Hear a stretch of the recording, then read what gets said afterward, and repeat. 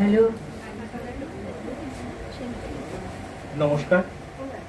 উপস্থিত সকলকে আবারও শুভ বিজয়ের প্রীতি, শুভেচ্ছা এবং আন্তরিক ধন্যবাদ। আজকের এই সুন্দর সন্ধ্যায় এত সুন্দর অনুষ্ঠান করার জন্য উপস্থিত সকলকে আমাদের দুজনের পক্ষ থেকে অসংখ্য ধন্যবাদ।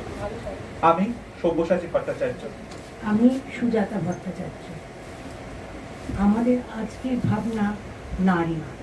কথিত আছে পুরুষ এবং প্রকৃতি এই দুই মিলেই সৃষ্টি হয় জীবন, কিন্তু আজও সমাজে বারবার লাঞ্ছনা এবং অপমানের সম্মুখীন হতে হয় মেয়েদের। যে নারী বিনা সৃষ্টি অসম্পূর্ণ, সেই নারীদেরই আমরা ঠেলে দেই অসম্মানের অন্ধকূপে। আজকে সেই নারীদের নিয়েই আমাদের নিবেদন, নারী রূপেণ সংস্থিতা। যে পতিতাপল্লীর মাটি ছাড়া দুর্গামূর্তি তৈরি হয় না, সেই পতিতাদের আমরাই অস্পৃশ্য করেছি বারবার।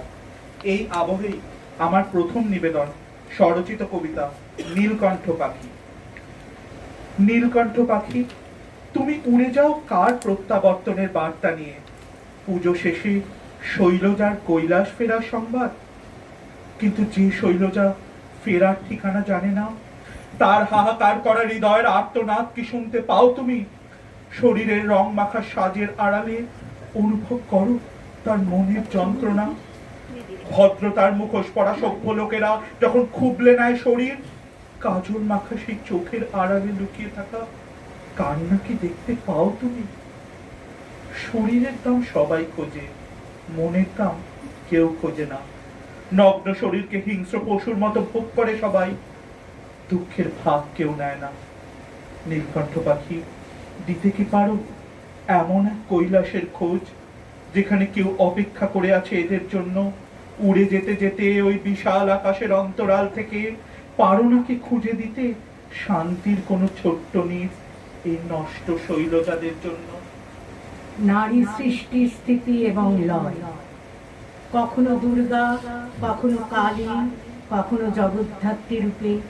যেমন দুষ্টের সংহার করে, তেমনি ঘরের লক্ষ্মী রূপে সংসারকে সৃজন করে।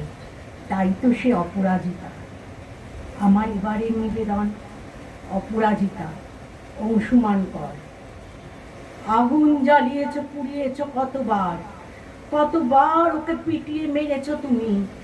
পাথর ছুঁড়েছ, বীর পুঙ্গব পুরুষ, রক্ত ভিজেছে উষর বদ্ধ ভূমি। মেনে নিলে ওকে দিয়েছ নির্বাসন।